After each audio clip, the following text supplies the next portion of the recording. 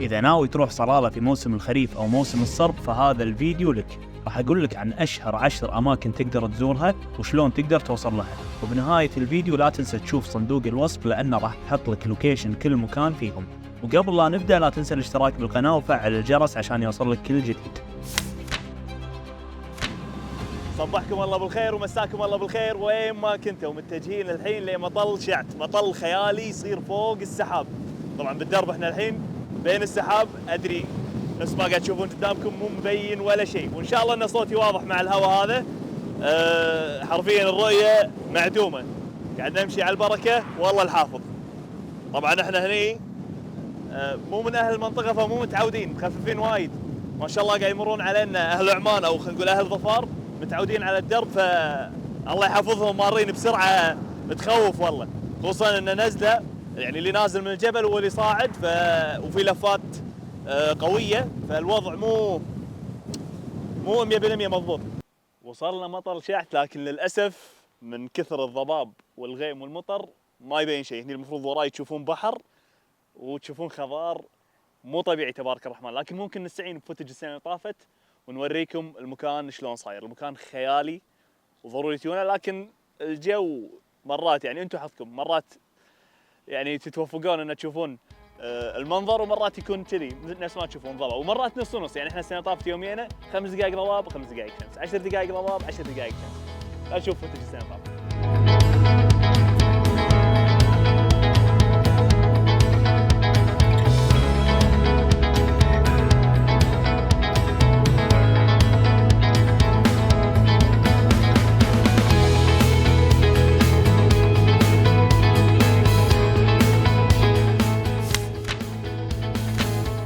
حفرة إذابة طوعتير، وهي عبارة عن حفرة في الأرض عمقها يوصل ل 200 متر وتنزلون لها هايكينج.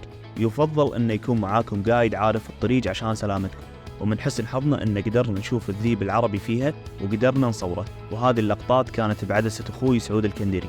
وفي روايتين عن سبب تشكل الحفرة هذه، الرواية الأولى تقول أن تشكلت بسبب نيزك ضرب المنطقة هذه، والرواية الثانية تقول أن بسبب الأمطار لكن على مر ملايين السنين.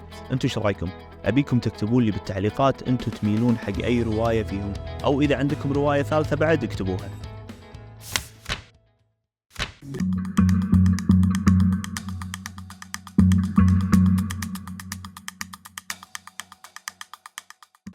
محدثكم من شاطئ الفزايح في محافظة ظفار. الشاطئ هذا من الأماكن اللي لازم تزورونها. أنا زرته أول مرة السنة طافت شهر 8. هالسنة حلو لكن للحين الخضار ما اكتمل، فالظاهر انه بنهاية شهر 8 الخضار يكون اكثر هني والضباب يكون اقل. الموج عالي، كل ما نروح مكان في بحر بعمان او بظفار يقولوا لنا ممنوع السباحة. انا ما ادري اذا هو بس بموسم الخريف كذي الموج والبحر يكون هايج، ولا على مدار طول السنة ممنوع السباحة. لكن حلو انك تستمتع باجواء المكان، باجواء البحر. في ناس ما شاء الله عوائل كاشتين هناك قاعدين حاطين شغلهم وطباخهم وامورهم ومستمتعين بالاجواء. من مطر وادي عفول امسي عليكم بالخير، ومثل ما انتم شايفين ما في شمس. راح استعين بفوتج السنه اللي طافت عشان اوريكم المكان. نهايه 8 اول 9 راح يكون احلى من كذي، ومثل ما قاعد تشوفون الخضار للحين بدايته. هم راح استعين بفوتج السنه اللي طافت عشان اوريكم المكان احلى. قارنوا الحين، شوفوا المكان زين وشوفوا تصوير السنه اللي طافت راح تشوفون الفرق. وهني لو تلاحظون في دبايه توديكم للبيتش اللي تحت.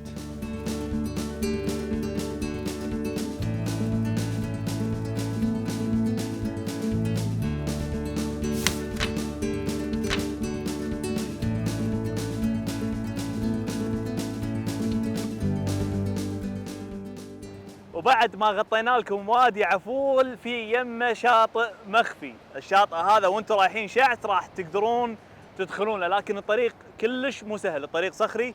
تحتاج سياره 4 ويل، ويفضل ان تكون مرتفعه شوي، ويفضل لما تروحون بروحكم لا قدر الله صار لكم شيء بالطريق يكون في احد معاكم يدري عنكم، لان الشبكه تقطع وترجع. لكن الشاطئ جدا جميل ويسوى انكم تمرونه اذا تبون تاخذون غداكم، تاخذون لكم وجبه غداء او تكشتون على البحر. مثل ما انتم شايفين المكان فاضي وعجيب، صاير بين جبلين وخيالي.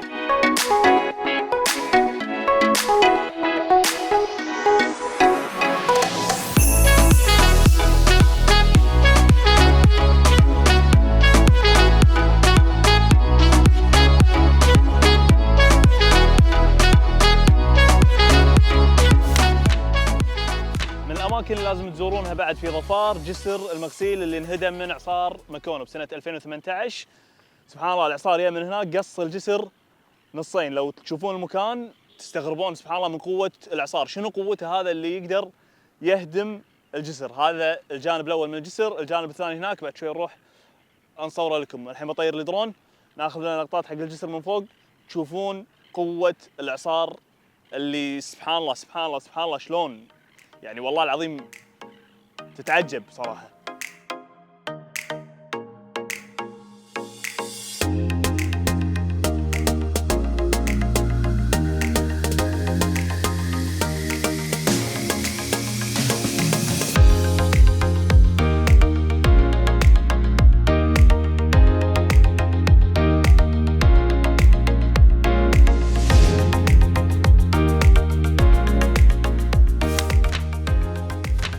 الوجهات اللي تعتبر سهل انك توصل لها في صلالة وخصوصا للعوايل اللي هي عين اثوم، لان المكان جدا قريب وما في صعوبة، مشي خفيف حتى بدون هايكينج تقدر توصل حق العين هذه والشلال هذا. طبعا هني نقول فيو بوينت من تحت وفي مكان فوق فيو بوينت وفي مكان ثالث يصير هم فيو بوينت حلو، راح اصور لكم اياهم من هني واذا قدرنا نوصل لهم من فوق ان شاء الله هم راح اصور لكم اياهم.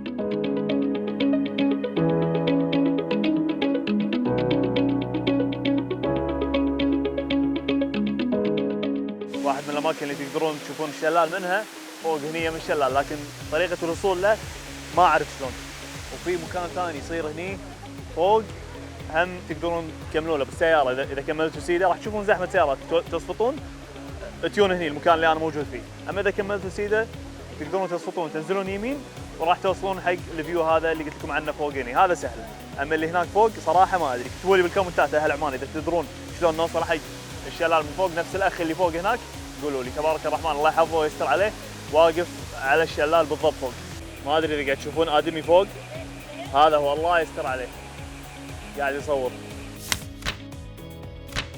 موجود حاليا على ارتفاع 2100 متر عن سطح البحر، تحديدا في جبل سمحان. بالنقطة هذه تقدرون تكونون فوق السحاب وفوق الغيم مثل ما انتم شايفين.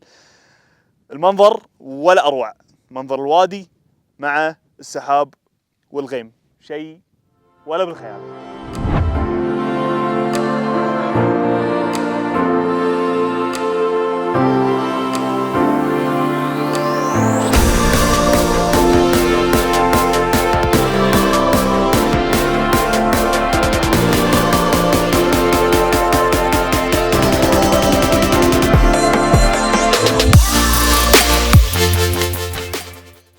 أنا الحين بواحد من أشهر الوجهات اللي موجودة في ظفار، وهذه الدربات بالنهر هذا تقدرون تاخذون جولة بالقارب، والمكان جدا عائلي لأن مثل ما قلت لكم ما في هايكينج ما في صعوبة بالوصول، مجرد أن توصلون بالسيارة وتنزلون تتمشون على الواجهة النهرية هذه، والأجواء جدا عالية.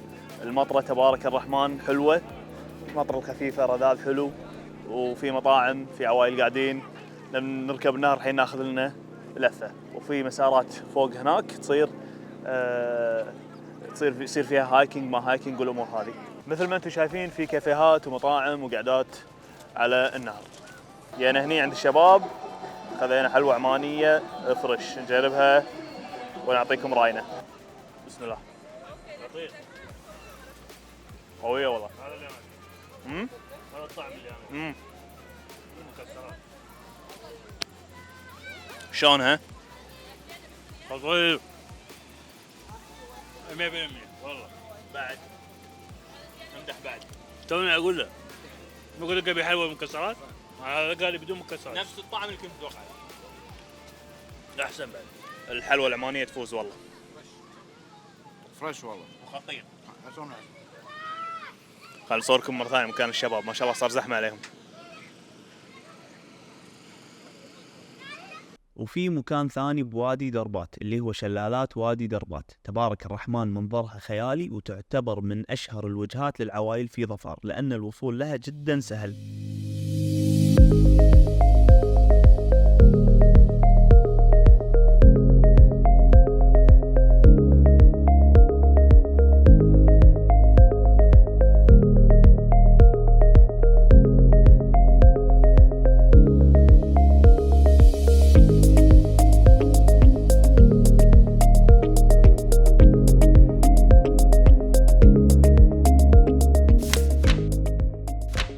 اخر نقطة عندنا موقع انعدام الجاذبية او موقع الجاذبية نفس ما مكتوب على اللوحة. المكان هذا ما ادري للحين شنو تفسيره، بس يقول لك اذا جيت بالسيارة هني وحطيت الجير على ان، السيارة راح تصعد بروحها بدون اي شيء. صعدة يكون في صعدة خفيفة نفس ما تشوفون الحين الشارع، شوفوا في صعدة خفيفة، شوف لا شوف راحت شكله حاطه دي، هذا حاطه دي ولا ان؟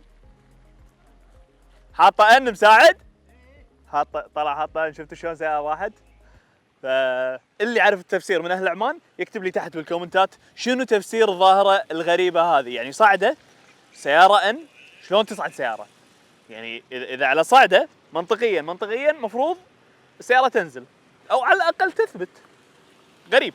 الحين تجربة ثانية، خلينا نتأكد بس عشان نشوف مصداقية سعود. حاطة ان ايوه قاعد تتحرك ما شاء الله. خلينا نشوف بس عشان لا تقولون ان. قاعد ينفخ ما شاء الله، قاعد تتحرك سيارة شوي. تعال طحت عليك، مساعد قاعد يدز. هذه كانت تغطيتي لأشهر 10 أماكن في صلالة. ترقبوا الفيديو الجاي اللي راح يكون عن سفينة أفتل قوة الجانحة، ولا تنسون الاشتراك بالقناة وفعلوا الجرس، ونشوفكم على خير بالفيديوهات الجاية.